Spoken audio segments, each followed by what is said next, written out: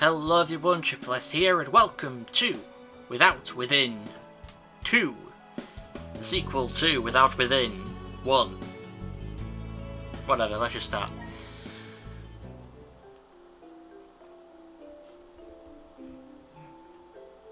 I stood in front of my...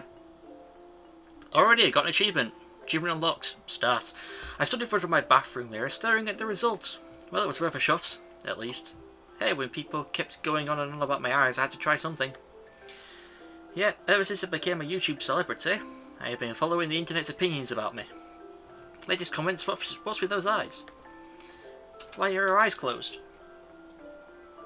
Do your eyes ever open? Spoilers, and so on. If people stopped saying things like that, I never would have become so conscious about it. Should have known whiteboard markers would never do the trick though. Oof, I almost went with permanent too. I noticed that crack in the corner above my mirror. Yeah, I'd been there for well over a year now, but I still felt as though the wall had cracked after seeing my ridiculous face. Oh well, time to leave and clock in another restaurant shift. Still stuck in the opening chapter of my road to calligraphy stardom. Sometimes it felt as if a troll had glued my pages shut. Okay, I locked my door before heading out. Not that I had anything worth stealing. $2.50 for that rip soap if anyone was interested. Dot. What's with the face? Those eyes, lol! Time to clock in another restaurant shift after I washed off these darn markings. Oh, I know, blah blah blah blah. A new shampoo ad featuring EXCELSIOR. How I wished I could have hair as silky smooth as hers. No need to pretend you never heard of her. Even my grandma knew of EXCELSIOR. I'm going to call her EXCELSIOR because that's how I'm trying to pronounce it. And I'm not going to be able to get over it. I'm going to try and keep saying EXCELSIOR. No, EXCELSIOR. It's so much easier to say. The prodigy calligrapher. I heard that in a recent calligraphy contest, EXCELSIOR were... I can't talk! EXCELSIOR's work moved one of the judges to tears. What does it mean? Oh, what does it mean? That judge murmured as she sobbed. According to rumours, she needed therapy afterward. Just by showing her face on that air, EXCELSIOR had probably raked in more cash than I made in a year. EXCELSIOR seems so unreachable that sometimes I wondered if she really existed. Well, I found out for myself soon enough. A few months ago, I received a grant to attend EXCELSIOR's upcoming show in Melbourne, Australia. About time my luck turned around. Without the grant, I never could have afforded those plane tickets. Yes, out of college and never been on a flight before. Leave me alone. I've never left England. Never mind gotten a plane. First, let me go and get this final restaurant shift out of the way. I wished I could spin the hands on a clock and make time go faster. Watch out, world, EXCELSIOR would soon meet a match. Without Within 2.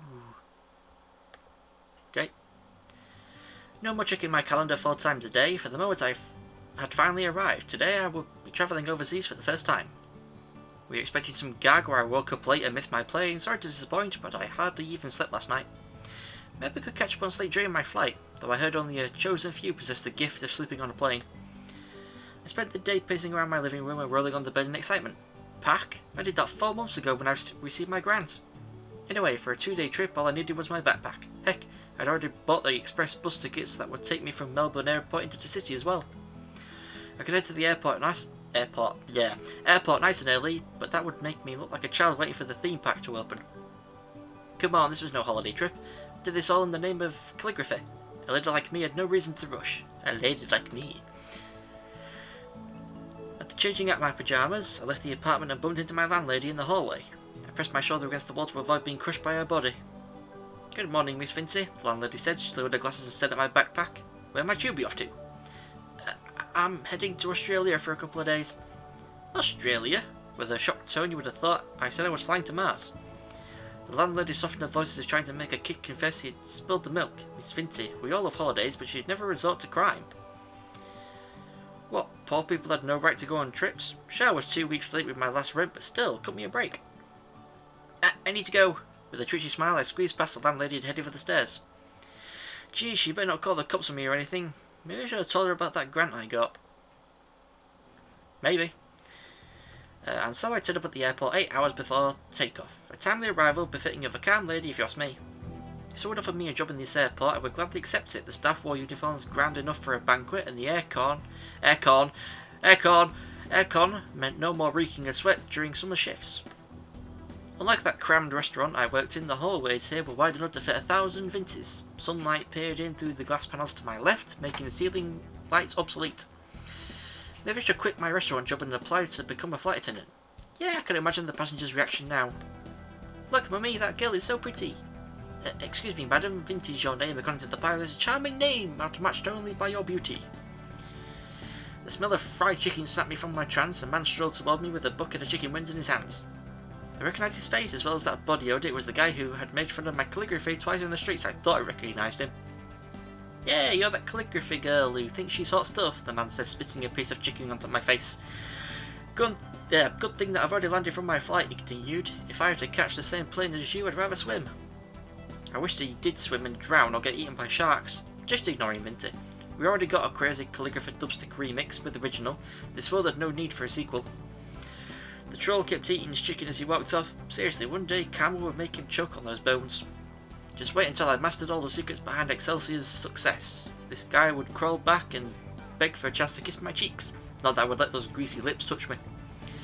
Seeing this troll again did, however, remind me of why I came here. I devoted myself to the path of a calligrapher. That flight attendant job I dreamed about belonged in a different life. I'm just thinking of because there was multiple endings that you could do and you could fail. I wonder how many of those is going to be in this game. Because I don't know if it's going to play the same as the last one. I shifted my attention to those planes docked behind the windows. Having only seen them in flight, I had no idea they were this big up close. To regular flies, this might be nothing more than a bus ride, but for me, I might as well be boarding a spaceship. Once the crowd cleared, I pulled up my phone and snuck in a few photos. And now the time had come for me to ride on one of these planes. My heart started to race from the anticipation. As I lined up for boarding, I checked the displays over and over to make sure that I was on the right flight. Landing in the wrong country would be too tragic even by vintage standards. I thought I could score a close-up view of the plane as I boarded, but a tunnel connected me directly inside. The disappointment made me pout a little. A flight attendant stood by the entrance with a smile like that. I almost thought she was applying for a beauty pageant. The passengers in front of me showed this lady their tickets before boarding. Good morning, miss, the staff said when my turn came. I gave a nervous nod as I showed her my ticket. The lady beamed and pointed toward the left column of seats. Thank you for travelling with us. Let's see, row 32... Found it! The passengers around me stashed their suitcases into those cabinets located above the seats. After slinging off my backpack, I reached for my cabinet handle, but they were out of my grasp. A staff came over and helped me pack away the bag. Some kid nearby chuckled at me as he climbed onto the seat to stow away his luggage. What a cheating brat. I smiled upon confirming that my chair was positioned next to the window, and must be for newbie flyers, really. I took my seat and gazed out the window at a van delivering gourmet food to the neighbouring planes. The glass panel was smaller than I had hoped, but it would have to do. A couple packed their suitcases into my cabinet for taking 2 seats next to me. I swore I caught them sneering when I snapped a photo of the window view. Cool, it must be an on-flight policy to make fun of everyone who likes planes. So if I missed the memo, the passengers started to strap on their seatbelts, so I followed suit and fastened mine as well. As we were towards the runway, I smiled at the planes landing from the skies. This must be how excited kids felt when they browsed toy catalogues. Cabin crew, be seated for takeoff. Seconds after that announcement, the plane engines began to roar. The plane jittered accelerated along the runway. Thankfully, it lasted for only a moment, as the wheels soon lifted off the ground and into the air. Oh, we're flying! Achievement unlocked! Fly! I'd always loved looking at planes as they passed overhead. Today I got to admire the view from the other side. There's a video? The cars below look so tiny, and soon after, even the trucks had shrunk into dots. I'm not going to click. That's probably a link to a YouTube video. I'm not going to click it. After unclicking my seatbelt, I stood up to head for the bathroom. I bumped knees with the woman beside me, and she frowned as I squirmed by. The window seat did have its bad points after all. As I shuffled towards the front of the plane, I passed several rows of seats with enough leg room to satisfy even my landlady. These must be the business class chairs, or first class, however they were called. I doubted I would ever get to experience such luxury. As I passed these first class seats, I spotted a girl kneeling on the floor, stretching her arm under a chair. Her pose reminded me of a homeless person reaching for a coin in the gutter. Certainly not something I expected to see from an upper class snob. But then, I recognised who this person was. Aside from her tiny eyes, the girl on her knees looks exactly like Excelsior. She had the same blue hair featured in those shampoo ads. Her calligraphy attire seemed to belong in a different era. This had to be Excelsior without a doubt. Our plane was heading for Melbourne, so it made sense. What was with the tiny eyes, though? Maybe her eyes were actually photoshopped in those posters to look big. No need to be ashamed, Excelsior. I understood the pain all too well. Did Excelsior drop her glasses under that chair? She always had a pair on in those commercials. I heard some men got off on that. No, nice bit of additional information there. A couple of Excelsior's bodyguards crouched beside her and tried to reach under the chair as well. Too bad their bulky arms and no hope of reaching under the seat. A small such like mine might have had a chance though. I said put Excelsior, her guards rose a step forward to block my path. Relax, I only came for the glasses. I ducked under the seat and as I guessed, Excelsior's glasses sat on the far end. My whole body managed to fit under the chair, so I crawled in and retrieved the spectacles with ease. Should I feel proud about that? Yeah, probably not. I climbed out and offered the glasses to Excelsior. Whether the guard snatched them from my hand instead. There you go, boss, the guard said, handing the glasses back to Excelsior. What a sucker. It was me who got them out of this mess. Ah, well. I never expected anything in return anyway. Why was I here again? Oh, right, the bathroom. There, much better. The flush stand is so strong inside this toilet, if I shifted my head too close, the force might suck me right at the plane. Wait, why would I put my face anywhere near the bowl to begin with? I better return to my seat and catch up on some sleep. After washing my hands, I sat out of the bathroom. When I walked past Excelsior, she waved at me to come and sit next to her. I felt unworthy of the honour, though to be honest, seeing her tiny eyes in real life did remind me that she was only human. She too was only human. Maybe we were in fact on the same level after all. And then, Excelsior put on her glasses. Magic! Magic. Oh. So much for us being on the same level. Excelsior could put a bag of peanuts on her seat and it would be more worthy of the chair than I. As I took the seat next to Excelsior, I could smell the scent of her perfume. Must be from that same brand she always endorsed in those ads of hers. It would be better if she wore a different perfume. I read in a magazine that Excelsior was only a year older. How could I catch her in such a short time? How could I catch her? I thought he would have said, like, how can I catch up to her? I don't know. Would have better luck giving up and going after that flight attendant career instead. Sorry about the guards, Excelsior said. Please, give me a chance to thank you properly. Were those words meant for my ears? Oh, God. Excelsior just spoke to me. The guards had taken seats on the adjacent side. That meant I had a chance for some one-on-one time with her. Most calligraphers, calligraphers could pray their whole lives and never have this opportunity. If I wanted to catch Excelsior, I better observe and mimic her every action. Once Excelsior put her glasses back on, the air around her seemed to sparkle. If I had brought my sunnies, I would have put them on right about now. I wonder if Excelsior knew how to turn these sparkles off. If not, how does she even sleep? Did she glitter while sitting on the loo as well? Okay, digging a bit too deep there. Hi, my name's Vinci, I stammered. Sure, I know you, Excelsior said. I should have expected nothing less from someone who had travelled across the globe. She must have seen my works in the street before, but to think she would actually remember? Perhaps there's some talent after all. Excelsior chuckled without opening her lips. That laugh sounded like it belonged to a villain in some cheesy horror film. You're the girl from that dubstep video on YouTube, Excelsior said, her mouth hardly opening as she spoke. This must be one of her keys to being so elegant. Let me take some mental notes. Anyway, all those of Excelsior respecting me just went flying out the window, or flushed down the toilet since we're on a plane. But what would you like to eat? Excelsior asked. It's on me. But that'd be against the rules. My seat is actually near the back. I gripped my armrest to lift myself up and leave. Excelsior grabbed my shoulder and pressed me back down. I'm a frequent flyer, so just leave it to me. With a wink, she handed me a menu from the pouch in front of her. I would rather return to my seat and avoid troubling staff, but for now, I opened the menu for a flip through. Pomodoro, olive, corn, ricotta, salata, pancetta del rinascimento. I had no clue what these words were. I only knew about food court meals. 2 for $5 sushi, rice with 3 choices, that kind of thing. Perhaps I should ask Excelsior for a common folk translation, but that would only highlight our differences in status. I ended up pointing at a random dish from the menu instead. A flight attendant was pouring tea for a passenger. As soon as Excelsior snapped her fingers, the staff spilled his drink and scurried over to us. The passenger, with his pants drenched in tea, yelled at the attendant, but his complaints went unnoticed. I am slowly losing my voice. Excelsior told the attendant what dishes she wanted from the menu. She pronounced those names as well as I could recite my favourite brands of instant noodles. Not bands. I want to see an instant noodle band. Noodles singing and dancing. Good thing she also would have done on my behalf to save me the embarrassment. I'd already forgotten the name of my own dish. Is your friend sitting in first class? The attendant asked, no doubt suggesting I would have to pay for this meal. I opened my wallet and remembered that I only brought enough cash to survive for 2 days in Melbourne. Not quite enough for a single first-class meal, I bet. If I sold my wallet, plus helped the tenants wash the dishes, that might almost be enough to cover the cost.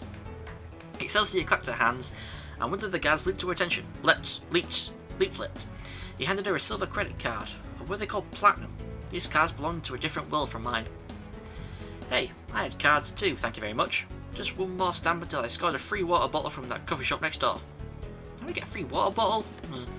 The attendant bowed at Excelsior as he accepted her card. Once he walked off, Excelsior nodded at her guard and he returned to his seat. Is this really okay? I asked. I might never be able to pay you back. Excelsior once again chuckled with pursed lips. Did she have spinach in her teeth or something? No need to worry, it's just pocket change, Excelsior said. She probably had more money in her pocket than I did in my bank account. So you're a calligrapher as well? Excelsior said. Crazy calligrapher, I heard it. She wanted to call me crazy calligrapher. I cursed that YouTube video with my heart and soul. With a nod, I pulled out my phone and showed her a snap of my latest work. I was sick when I made this, but yeah. By sick, I meant I had sneezed once while I was working. Oh, Vinty, always with the excuses. My heart raced as Excelsior leaned towards the display. Her perfume could probably charm just about any man. You even got me pretty good, truth be told. Okay. It's off to a good start, Excelsior muttered before pulling back with a smile. To be fair, I never expected she would be moved to tears or anything. I took that blurry photo with my 3-year-old phone, after all. At least she had the courtesy to hold back her punch, leaving me with only a bloodied nose rather than a broken one. I still had a bitter taste on my tongue, though. Indeed, Excelsior boasted a more impressive portfolio, but hype must have played a part as well. If I had the same marketing power, surely I would also be noticed. Speaking of hype, Excelsior could catch a call and a newsroom report on it. This could be my opportunity to get a leg up, as people like to say. It felt wrong to use Excelsior as a stepladder, but this might be my only chance. Do you think you could share my works on Twitter or Reddit? I asked. I had already made it big on YouTube, so I guess those 2 sites would be next. Excelsior narrowed her eyes at me. No, I've done it. She should ban me from her event for making such a shameless request. If I apologise and return to my seat now, maybe I could still be spared from entering her blacklist. Just email me some photos, Excelsior said as her smile returned. The last time I sent Excelsior fan mail, she never replied, so I thought she had no time for peasants like me. Maybe she just had too much fun. Maybe because in person she was sweeter than the banana split. Words, woman! You are using so many words. I thanked her over and over as I attached several photos of my works into an email on my phone. Note to self to hit that send button as soon as this plane landed. The chef man trusted with a plate in each hand. After presenting the plates to Excelsior and me, he pulled the lids off. The smell of fries and potatoes wafted into my nostrils and made my mouth water. Good to know wealthy people ate chips too. For my meal, it looked like I had ordered a sausage that called around to resemble dog poo. Sorry, it was just the first thing that came to my mind. But really, they should have just named this dish World's Tiniest Sausage. I can never understand why rich people pay so much for these tiny servings. As for Excelsior, I thought she would have seafood or some other classy dish, but it turned out she had ordered a beef burger. I found that kind of cute, actually. Excelsior picked up a napkin from the plate and tied it around the neck. Oh, I was just about to use mine to blow my nose. Thank God I waited. Right. This is going on so much, and I'm surprised we've not had any choices yet compared to the last game. But I think I did read that this game was going to be larger than the first one, and longer. So I'm actually going to leave it here because I've gone over my usual time limit. Well, kind of gone over my usual time limit, and I'm starting to lose my voice. Also, pardon me if you heard that. So, yeah, I'm going to save here, and thank you all for watching. I'll see you all next time for some more Within 2 to see where we go with being sat next to Excelsior on the plane and going to Melbourne. So, thank you for watching. See you next time. Goodbye. First off, I have to meet two of them. But where the heck are they? I told them when my plane was coming in, I figured they could come to meet me. I think it does that. It's done that every time I've started playing this game. Since the hit that Professor Linda Cure's village was,